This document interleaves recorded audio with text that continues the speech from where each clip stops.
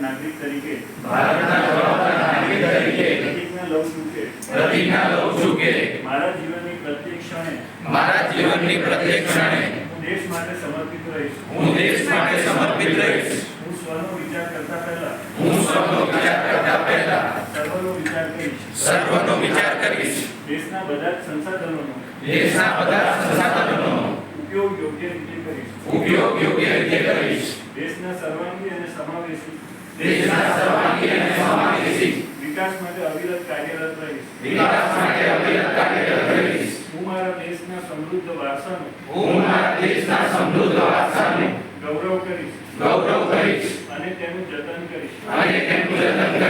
હું મારા દેશના બંધારણીય મૂલ્યોનું જતન કરવા સદાય પ્રયાસરત રહીશ. જ્ઞાતિ ધર્મ કે જાતિના તમામ બંધનોમાંથી મુક્ત રહી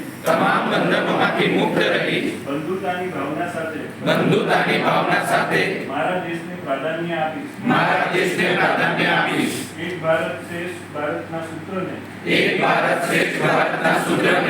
સાકાર કરવા ભારતની એકતા અને અખંડિતતા માટે